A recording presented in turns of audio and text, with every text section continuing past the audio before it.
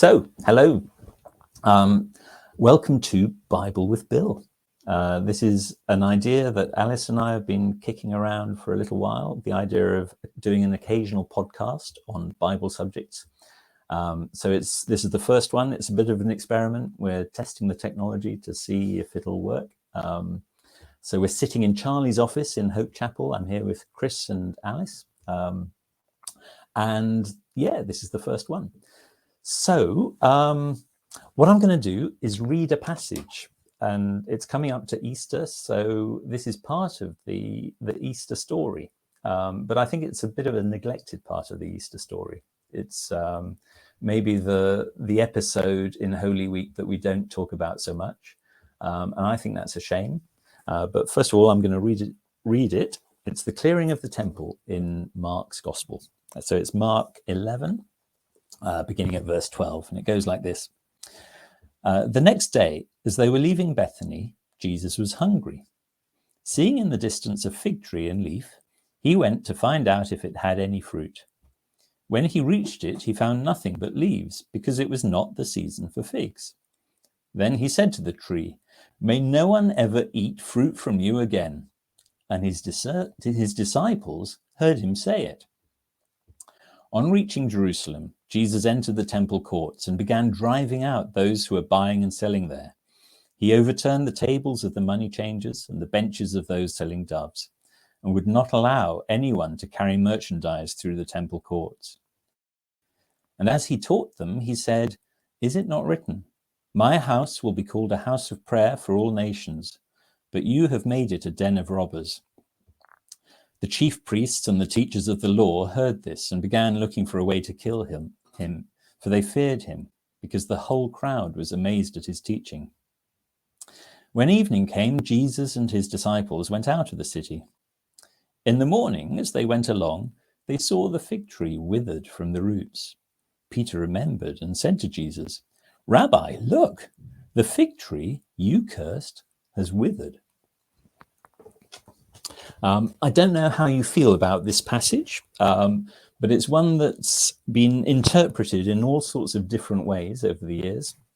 I saw on Twitter the other day, bizarrely for Twitter, an argument about Marxism and capitalism, because you never get those on Twitter. But this person was arguing in this tweet that Jesus would have been a Marxist. And his main piece of evidence for this assertion that Jesus was a Marxist was this passage, because clearly the thing that had got Jesus angry was capitalism going on in the temple courts. And so he wanted to destroy the capitalism that was taking place under his nose.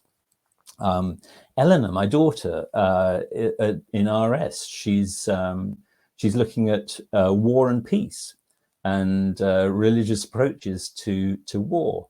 And someone in her class was arguing that that Jesus was in favor of war because he was in favor of violence. And exhibit A in this argument that Jesus was not just in favor of violence, but used violence, was this passage. I think my favorite example is Bertrand Russell, the English, or rather Welsh, philosopher and mathematician of the 20th century. He died in 1970. But in 1957, he wrote this book called "Why I Am Not a Christian." He was a very famous atheist. And this passage is exhibit A in his argument. And writing about this passage, about the cursing of the fig tree and the clearing of the temple, Russell says, and there's a certain tone of voice you have to say this in, "I cannot myself feel that either in the matter of wisdom or in the matter of virtue, Christ stands quite as high as some other people known to history." Thanks, Bertrand. But his argument seems to be that in this passage, we get a glimpse of the real Jesus. It's in this passage that the mask slips. And what you see is Jesus kind of in a red mist. You know, he's lashing out in anger at this innocent fig tree because it's not bearing any figs. And he's lashing out at these people in the temple courts. And therefore, Jesus isn't the person we should esteem as much as Christians say. He's just another man like all of us, and we shouldn't worship him. That's Bertrand Russell's view. But what about us as Christians? We may not agree with any of those interpretations. We may say, well, that's just lots of different people reading into the text their own personal beliefs and opinions. But how do we address this passage? What do we feel about this passage? We may struggle to agree with any of these, the three interpretations that I gave you, but we still find it hard to understand this passage. It's hard to make sense of Jesus' behavior, and it can make us quite uncomfortable. And I think that's why we tend to skip on to safer passages. We tend not to dwell here and really listen to what's going on. And I think that's a problem, because think about where this event takes place. In Mark's Gospel, it's right at the start of Holy Week. This is part of the Easter story. The afternoon before, Jesus has arrived in Jerusalem on a donkey or a colt. And that's Palm Sunday. And it's one of the things we celebrate. It's one of the great events of the Christian calendar is Palm Sunday, that Jesus' triumphal entry into Jerusalem. And that happens the afternoon before this event of the clearing of the temple. But how much do we celebrate the clearing of the temple? The way Mark positions the story suggests this is really important, this is really significant, and yet because we struggle to understand it, I think the huge risk is that we'll miss that significance. The good news is, I think with a little bit of work, we can understand it, and we can discover that it really is important, and it really is something to be celebrated. I was joking with Alice before that maybe the day after Palm Sunday, we could have Clearing the Temple Monday, and we could get the youth to just trash the church and graffiti the walls and turn over the furniture in order to celebrate this important event. I think it's something that we're going to consider later on. But seriously, I think this is a vital passage, and it's one that I love now, and it's one that I really value. So what I'm going to do is lead you on a journey. So hopefully we can all end up in the same place. But what my plan is to look at 5 pieces of evidence passage, 5 pieces of evidence, and then draw some conclusions. I hope by the time we've got to the end of the 5 pieces of evidence, the picture is becoming pretty clear. But we'll draw some conclusions at the end. So piece of evidence number 1, here we go. Look at the verse before where I started to read the passage. So this is verse 11. I started to read from verse 12. Look at verse 11. Now this is, so Mark says, Jesus entered Jerusalem and went into the temple courts. He looked around at everything, but since it was already late, he went out to Bethany with the 12. Now this is fascinating because it's kind of a little setting the scene detail, which Mark tends not to go in for. Mark's gospel is very stripped bare. He doesn't give much context. He doesn't kind of fill in the local detail, but he does here. He lets us know that having arrived in Jerusalem, the triumphal entry into Jerusalem, the crowd shouting Hosanna, that evening, when all the rumpus had settled down a bit, Jesus goes to the temple courts and he wanders around and does nothing. Now, why does he tell us that? Because I think what he's saying is everything that happened the next day was planned and it was deliberate. Now, just think about it. Jesus wanders around the temple courts. He kind of cases the joint. He sees what's going on in the temple. And then he walks back to Bethany, which is a walk of at least an hour. It's about 3 miles to walk back to Bethany. What's he doing on that walk as he reflects on what he's just seen in the temple? I think he's praying, he's reflecting, and he's planning. He's working out what he's going to do the next day. And so what Mark is doing here is he's arguing against Bertrand Russell. Jesus' actions when he's clearing the temple, that's not a fit of rage. He's not losing control or lashing out. We're not seeing the emotions being stirred so much that he loses control. What we're seeing is Jesus doing something that he's planned. It's not vindictive fury, as Russell says. It's deliberate, controlled action. That's piece of evidence number one.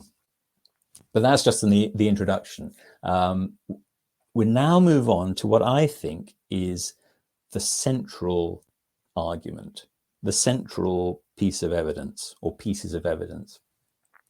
Because the fact is, while Jesus is clearing the temple, he explains why he's doing it. Words come out of his mouth, and his words explain what he's doing.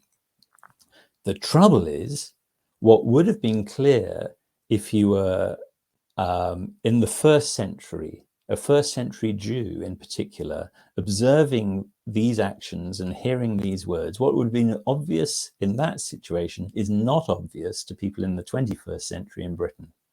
And so we need to do a bit of work to understand what his words mean. So what does he say? If we look at the next slide, it says, this is what Jesus says. Is it not written, my house will be called a house of prayer for all nations, brackets, C. But you have made it a den of robbers, brackets, D. That's what Jesus said. I'm not sure whether he actually said the bracket C and bracket D, but those are the words he said. Why is it bracket C and brackets D?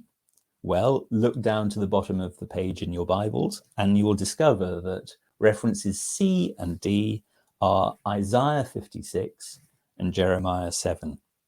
In other words, Jesus is quoting the Old Testament.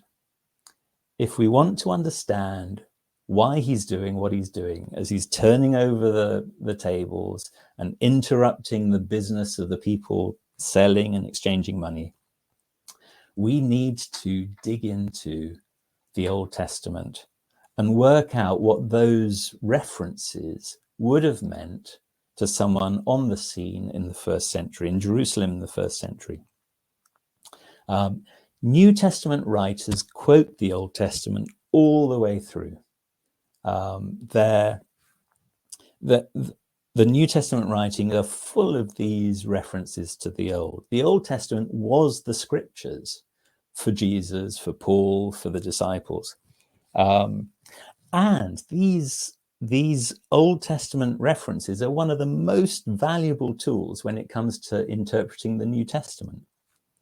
But they're just snippets, they're little signposts.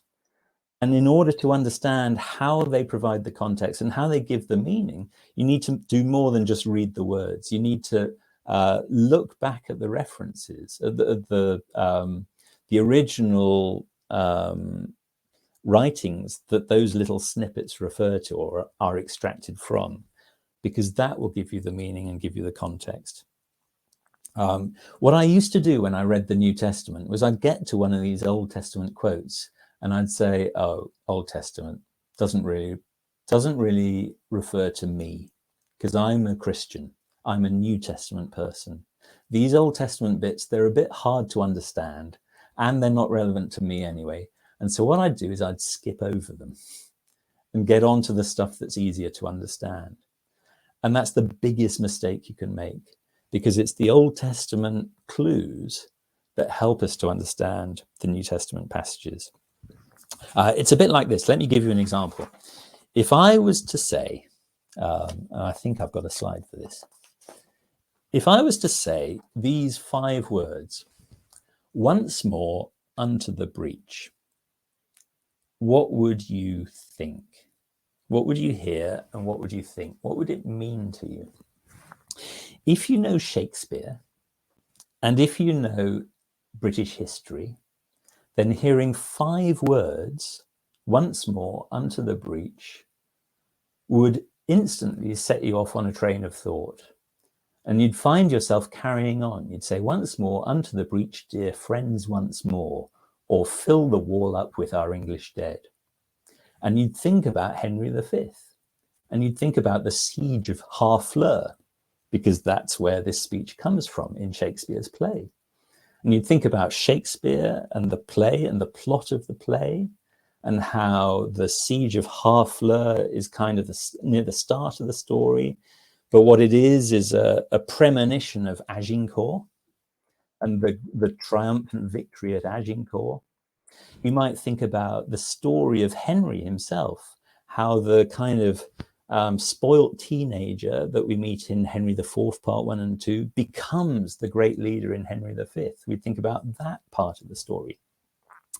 If you know about the history of England and France, and you think about how English rugby fans today, when they meet France at Twickenham, they shout Agincourt, Agincourt, Agincourt, and how that's still very real and live for lots of British people today.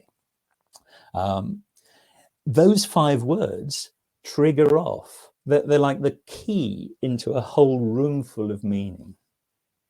But if you don't know Shakespeare, and if you don't know English history, and you simply try and work out what once more unto the breach means, then it could mean anything.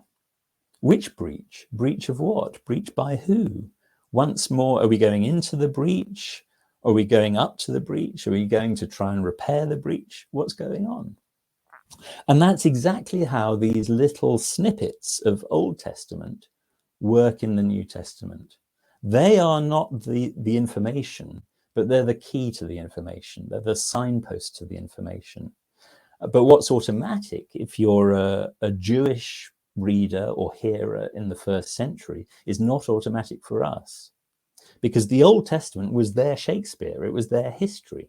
It really was. It was their poetry and it was their history. And so all of those echoes, all of that meaning was going around in their heads. And the New Testament writer just needed to use 5 words and it would trigger off that context. But we need to do the work. So let's have a look at our quotes. First of all, my house will be called a house of prayer for all nations.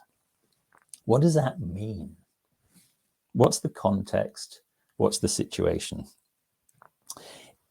That's the tiny snippet. The bigger picture is a very fundamental vision, the Old Testament's vision for what the temple should be like. Because right from the start, as God spoke to Israel through the law and unveiled his plan that they would worship him in originally a tent, but then a temple, a house of God that he would inhabit with his presence. There were all sorts of rules and instructions about how they built this thing, how they designed it, the layout, the roles of the priests, etc., etc.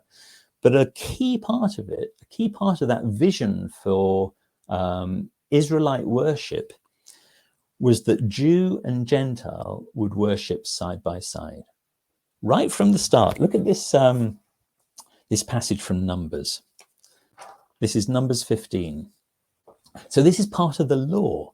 This is given to them while they were, before they even entered the promised land. They were still trekking around the desert. And God says to them, for generations to come, whenever a foreigner or anyone else living among you presents a food offering as an aroma pleasing to the Lord, they must do exactly as you do. Listen to this. You and the foreigner shall be the same before the Lord.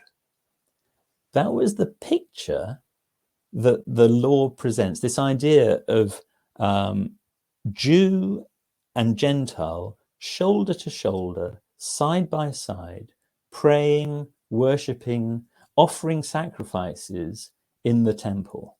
That's the original, the right at the heart of the vision for what the temple should look like, is this idea that it was a place where Gentiles could come and worship alongside Jews. If you go to 1 Kings, for example, where what had been the tent becomes the temple. Solomon finally becomes the king who builds a temple, a permanent house for God's presence to dwell in Jerusalem. And if you read about the inauguration of the temple in 1 Kings 8, Solomon prays. And a key part of his prayer is he prays for all the foreigners who will pray in his temple. And he prays to Yahweh, and he says, Lord, hear the prayers of these foreigners who will come to this house and pray to your name, hear from heaven their prayers and answer them. So Solomon gets it. Solomon understands right at the inauguration of the temple that the role of the temple is to be a place where Jew and Gentile can pray and can worship shoulder to shoulder, side by side. And so this theme runs throughout the Old Testament.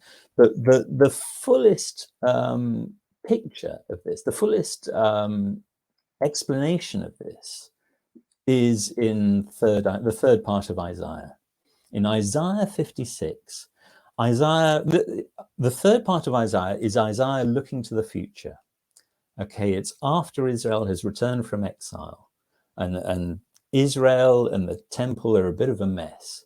But Isaiah God speaks to the people through the prophet, and he looks to the future, and he has a vision of Israel restored and Israel's fulfilled in its role. And right at the heart of that, especially in Isaiah 56, is this vision of foreigners coming to Israel, coming to Jerusalem and worshipping side by side. So this is the end, or this is part of Isaiah 56.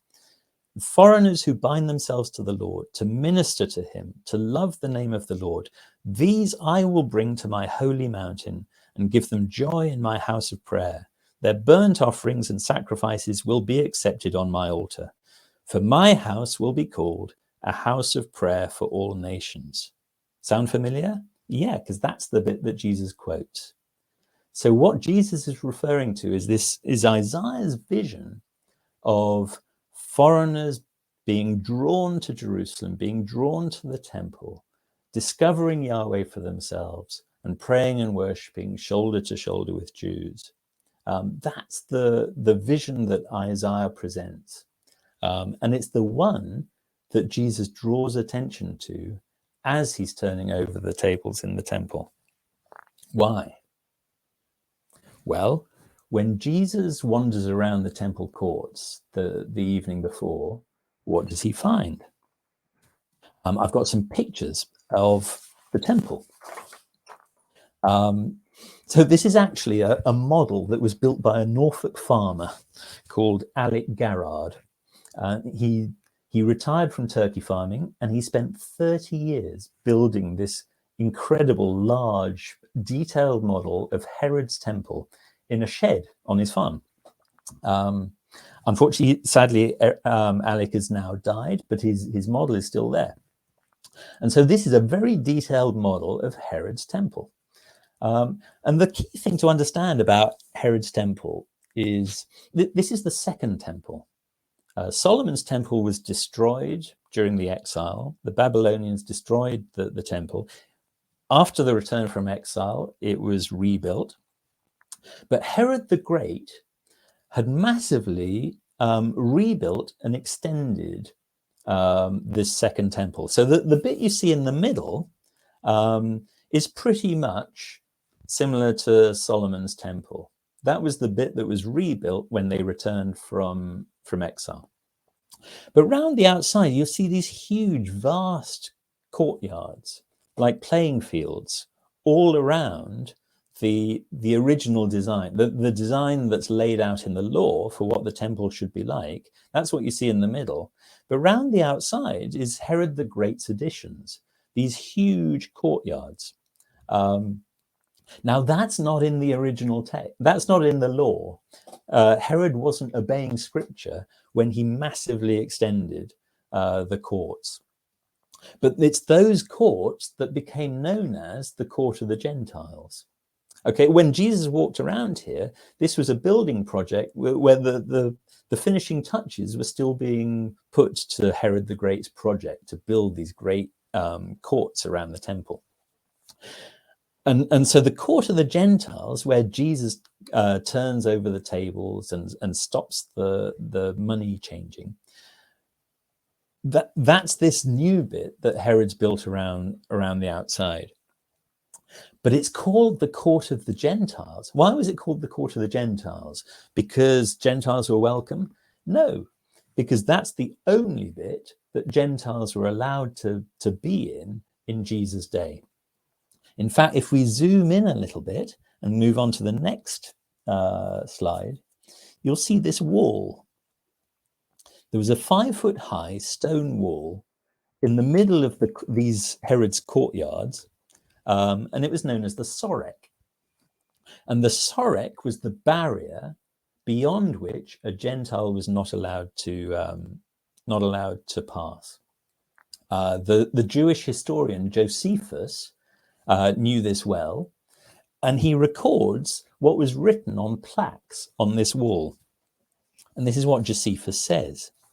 So these plaques on this wall it was basically a sign saying, keep out. The message was, no foreigner may enter within the railing and enclosure that surround the temple. Anyone apprehended shall have himself to blame for his consequent death.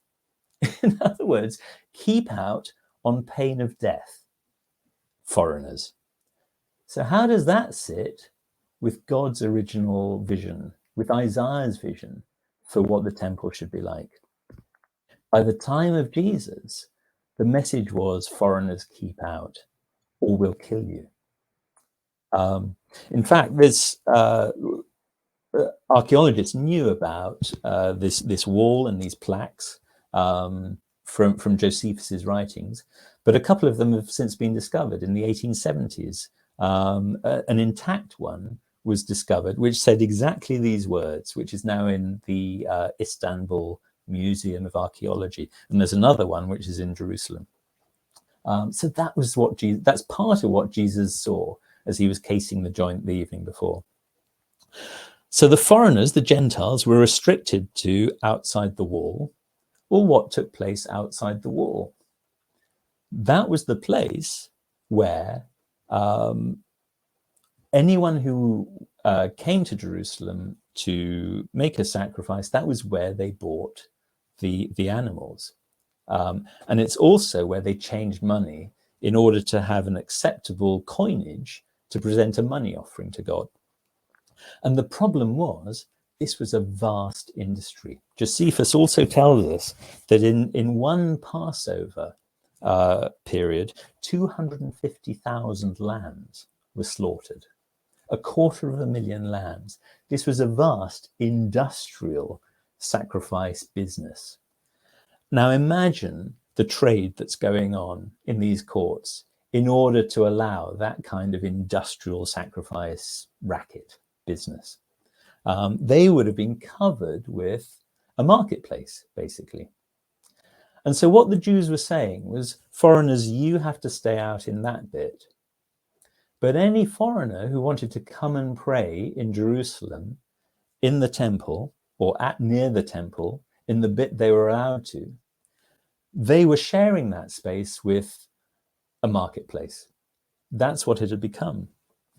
And it's so far from the original vision. It was so far from God's original plan, which was to include foreigners with no distinction between the Israelites and the Gentiles. Shoulder to shoulder, the law said they should be included and allowed to present their sacrifices, to pray and worship shoulder to shoulder with Jews. Whereas in fact, what Jesus saw as he wandered around was the opposite. It was Gentiles keep out. Okay, but that's just the first of our quotes. The second one is, but you have made it a den of robbers. So Jesus' saying is a composite. It's made up of two quotes from the Old Testament. A den of robbers. Where does that come from? It's Jeremiah 7. And it's really worth reading in full, but we haven't got time now. So what I'll do is I'll summarize. If you look up Jeremiah 7, the context of Jeremiah 7 is Jeremiah the prophet comes to Jerusalem. he stands in the temple and announces its destruction. Jeremiah declares God's judgment and the destruction of the temple in Jeremiah 7. And that's what this little snippet is pointing to. We get confused by the bit that says a den of robbers.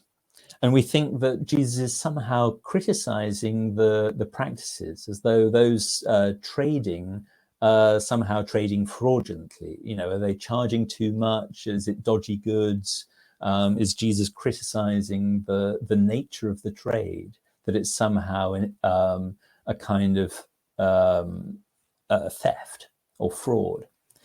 But that, I think that's completely missing the point, because if you read Jeremiah 7, what Jeremiah is saying when he calls it a den of robbers is he's using it as a metaphor. What he's saying is Israel treats the temple like robbers treat their den.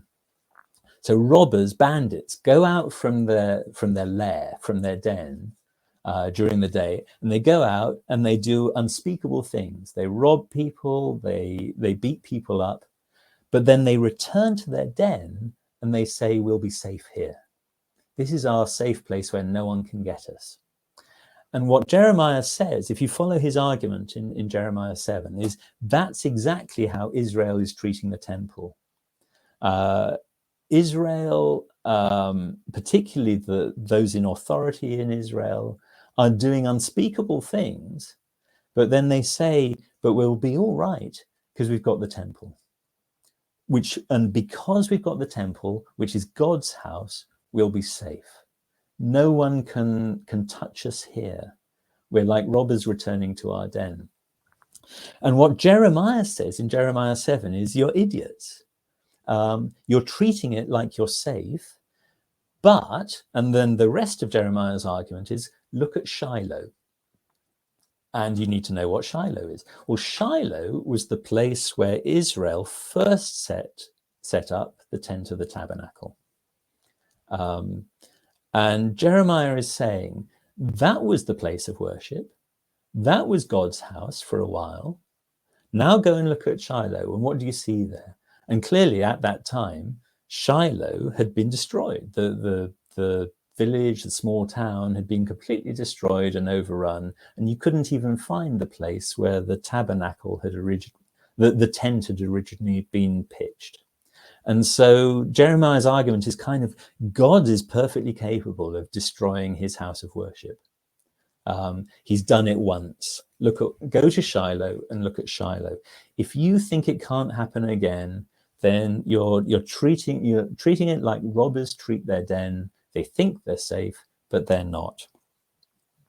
40 years after Jeremiah prophesied this, stood in the temple and warned them of God's judgment, warned them that they weren't safe in the temple, that God was going to judge them and destroy the temple and send them into exile.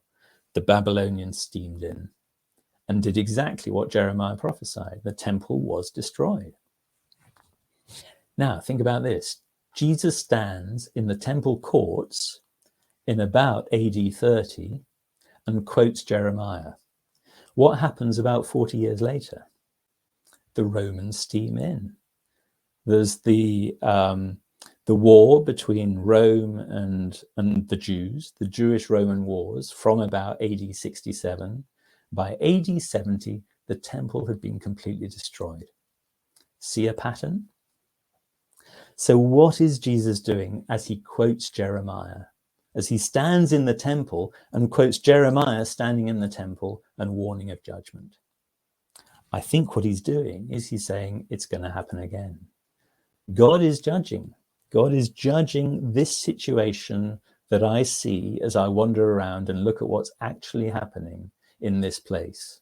And what he's doing is he's linking the two. He's saying, because of the way you treat foreigners in this place where God wants foreigners to be included, this temple is going to be judged, just like Solomon's temple was judged, just like the tent at Shiloh.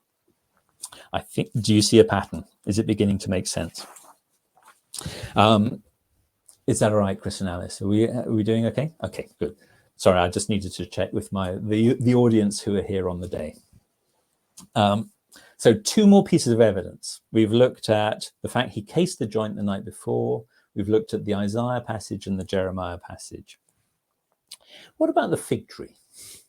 I mean, this is the bit that for most people, this makes no sense at all. It's worth pointing out how Mark deliberately frames the story of the clearing of the temple with the 2 parts of the story of the fig tree. On the way to clearing the temple, Jesus curses the fig tree. On the way, the next day, Peter points out that the fig tree has withered. So that in terms of the text, the clearing of the temple story is framed by the 2 parts, is bookended by the 2 parts of the fig tree story. The key thing to understand here, once again, it's about the Old Testament. Frequently throughout the Old Testament, a fig tree bearing figs is used as a metaphor for Israel being fruitful, Israel doing what it was designed to do and bearing the fruit that it was designed to bear. For example, Isaiah, twice in Jeremiah, twice in Hosea, Joel, Micah. So all through the Old Testament prophets, fig trees are used as a metaphor for Israel and Israel's fruitfulness. But look at this in Jeremiah chapter 8. This is one of these examples, but here it's linked to God's judgment. In Jeremiah 8, Jeremiah says, "I will take away their harvest, declares the Lord. There will be no grapes on the vine, there will be no figs on the tree, and their leaves will wither." Is Jeremiah talking about figs here? No, he's talking about Israel. Because, look at the reference, this is Jeremiah 8. The previous quote from Jeremiah, where was that from? That was Jeremiah 7. In fact, if you look at Jeremiah, they're part of the same passage. So the very same passage that Jeremiah, the den of robbers quote was taken from, goes on to talk about fig trees, but actually what it's talking about is God's judgment on a fig tree that isn't bearing fruit and the tree actually withering, as a metaphor for God's judgment on Israel. And so what does Mark do? Mark frames a story about God's judgment of Israel and the temple for not doing what it was supposed to be doing, with this story of a fig tree being cursed and dying and withering. Again, do you see the pattern? What Mark is doing is he's just underlining the point. He's reinforcing the point that what Jesus is doing in the temple is announcing God's judgment for Israel's lack of fruitfulness. But we need Old Testament eyes to see it. Final bit of evidence, piece of evidence number 5. What is Jesus doing in clearing the temple? Well, Mark tells us. Again, if we look at the passage, did you notice this as I read it out? Mark says in verse 17, "And as he taught them, he said, is it not written, my house will be called a house of prayer for all nations?" So while he was teaching them, he said these words. So what's he doing that amounts to the teaching? What he's doing is he's overturning the tables. He's interrupting the trade of the money changers. What his actions are doing is they are a lesson. He is teaching them through actions rather than through words. But as he does it, he makes these 2 Old Testament quotes. Jesus is a prophet. Jesus stands in the traditions of Old Testament prophets. In fact, Jesus is the greatest prophet in the Bible. And Old Testament prophets had a habit from time to time of enacting their messages, of acting out. When they really wanted to underline something or reinforce something, they would act out their message. For example, if you look at Isaiah chapter 20, Isaiah goes around naked for 3 years. It wasn't an easy gig being an Old Testament prophet. Hosea marries a prostitute to highlight a message about Israel's unfaithfulness to God. Jeremiah 19 buys a clay jar and smashes it as a way of announcing the way that God's judgment will smash Israel. So Old Testament prophets, from time to time, they would not just use words to communicate God's word, but they would act it out, particularly when they wanted to underline something important. What Jesus is doing here, I think, and I think this is what Mark is saying, is he is simply being a prophet in the line of Old Testament prophets. He's enacting his teaching. He's deliberately doing something violent in order to announce in a way that hopefully will draw attention and that his hearers can't miss, to draw attention to the fact that something violent is going to happen to the temple, as indeed it does 40 years later. That is what Jesus is doing. Because we don't understand it, because we don't excavate the meaning, we read into the passage all sorts of different interpretations to support our own cases. But I think, hopefully, having looked at these 5 different bits of evidence and assembled them together into a picture, you can see what Jesus was doing. So why? Why was it significant? Why was it important? Can we draw some conclusions? I think it boils down to this. What was Israel for? The whole thing, the whole plan. What was the purpose of Israel from the start? Why did God choose Abraham and declare to Abraham that he was going to be the father of a great nation? Why did God rescue Abraham's family from slavery in Egypt? Why did he promise them a land? Why did he give them a land? Why did he give them the law? Why did he teach them? Why all of it? Why the temple, the priests, the sacrifices, the kings and prophets? What was it all for? What was the point? A key theme right throughout the Old Testament is the nations are watching. The nations are watching. Israel has the law because it's called to live a different, distinctive life. It's called to imitate God in the way that Israel, the nation, lives, the way people behave with each other, the way they treat each other, the way they treat foreigners, the way they look after the land that they've been given. The law was designed to cause a nation to live differently from all the other nations. Why? So that the other nations would see, so that the other nations would notice, it would stand out, so they would take a look, they would get closer. And as they got closer, and the clearer they saw the life of the nation of Israel, they would be drawn to it, they would find it attractive. Because what they'd be seeing is human life as God intended it to be. So it would seem attractive to them. Why? Because they're also created by God. And so what it should look like is life as it's meant to be. As they saw and experienced the life of Israel, it should have felt to them like coming home.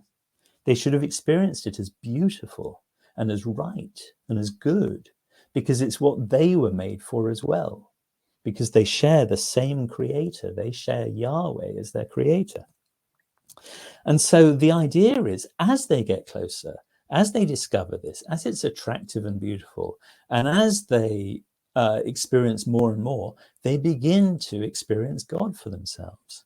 They begin to realize that the reason this nation is different is because of who they worship. They begin to see this person who's invisible, who is causing this nation to be like it is.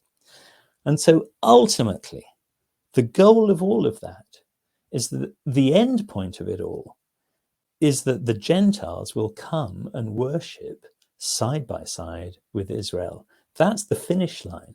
That's the goal of the whole process. That's when it's worked. When Israel is truly fruitful, when it's doing what it's designed to do, then the nations will come and worship Yahweh alongside, shoulder to shoulder. That's the whole point of the whole exercise. So the goal is the whole earth worshipping Yahweh, but the process is one of imitation. It's one of joining in. It's Israel's role is to be the model and the example, so that the nations watching on can understand and be drawn to join in with Israel for themselves.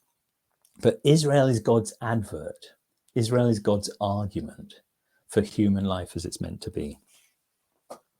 So that's why it's so important. That's why Jesus' actions as he's clearing the temple are saying, this is significant and this is important. He's basically saying, how could you have got it so wrong? That the main goal of Israel, which is to draw the nations to worship Yahweh alongside them, they're doing exactly the opposite of that. They are excluding. They're saying, keep out. How could they have missed the point so completely?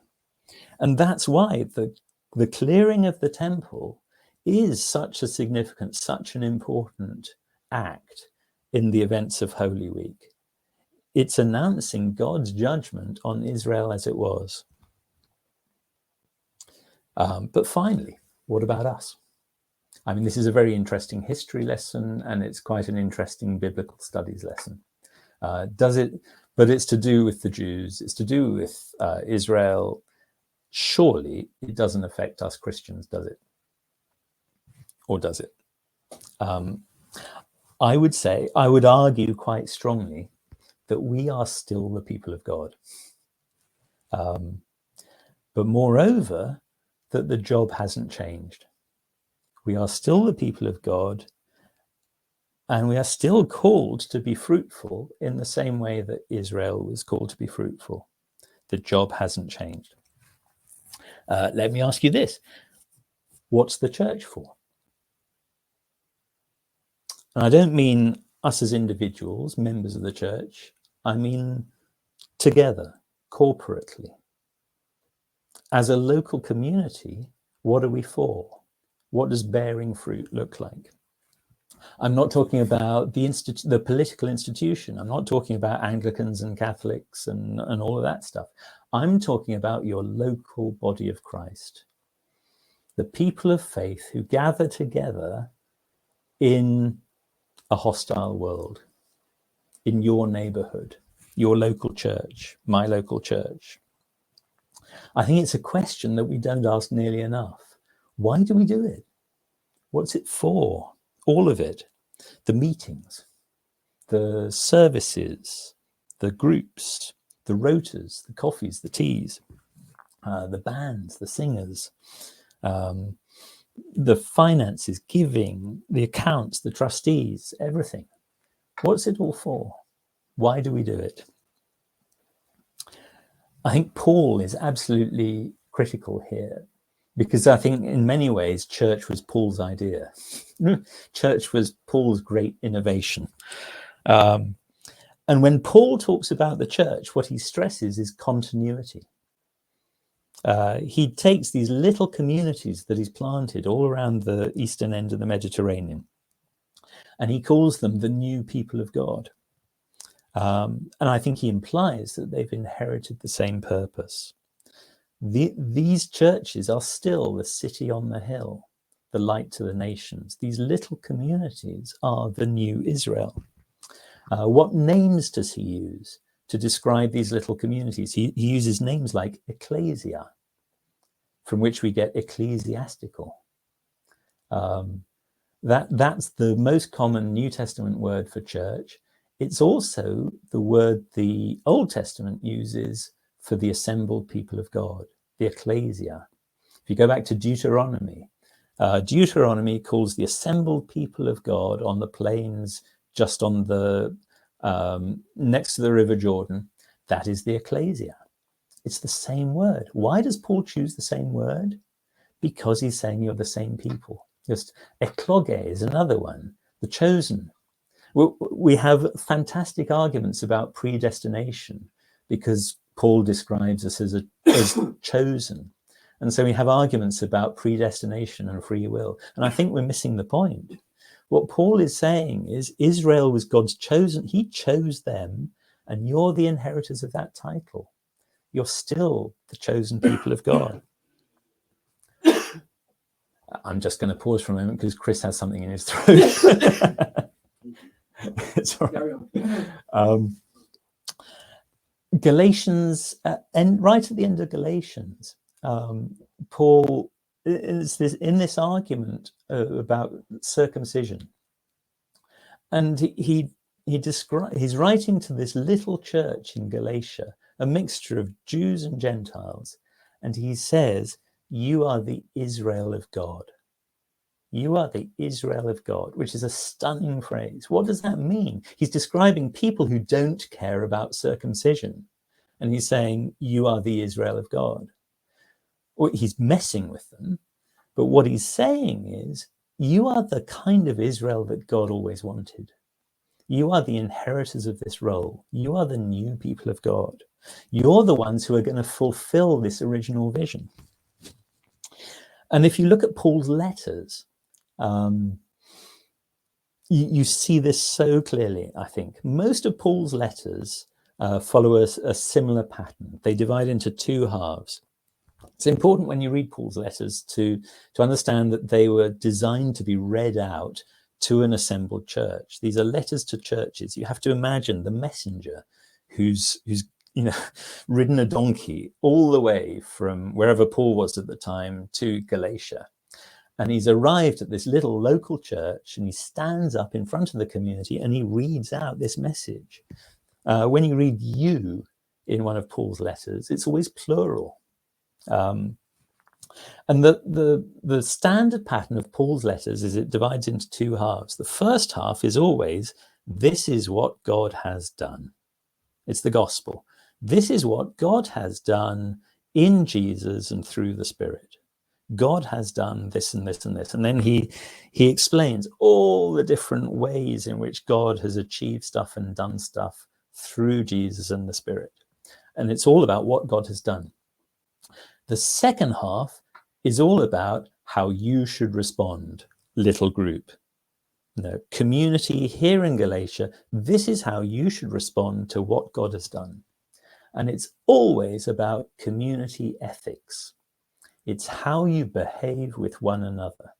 Next time you read one of Paul's letters, count the one another's, how you live with one another.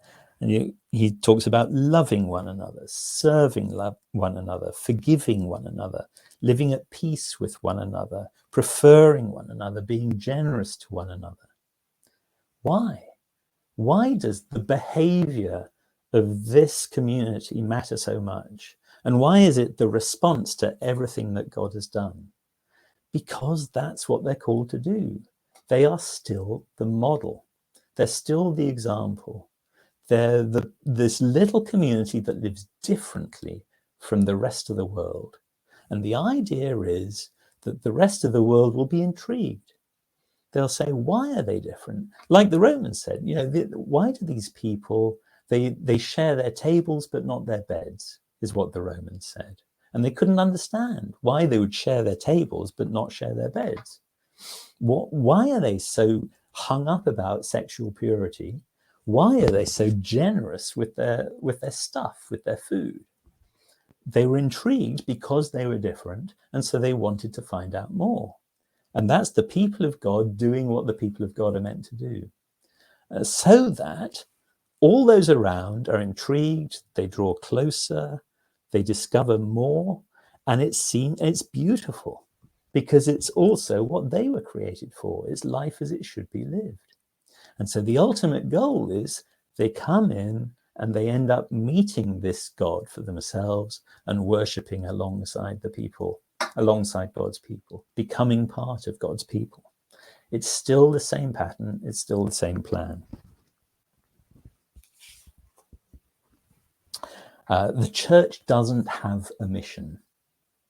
The church is God's mission to the world. The primary purpose of the church is to be the church, is to be the Christ-like people of God, the body of Christ, a community that demonstrates Christ's character in the way they behave with one another, in the way they love one another. And so I think I've got two final conclusions, one of which is, how are we doing? If that's what fruitful looks like for a local church, how are we doing? How much is the way we live with one another, our community life, how much of that is an example that draws people, that intrigues people and causes them to discover God for themselves? But also, do we welcome them as they are drawn close, or do we put barriers in their way? Do we put up walls to exclude them, or do we demolish the walls in order to make it as easy as possible for people outside to come and discover Yahweh for themselves? But my second question is a more specific one. Is how do we read the New Testament? And are we willing to take the Old Testament seriously within the New Testament? Because, as here, I think it's often the key. It's often the key that will make sense of the trickiest passages.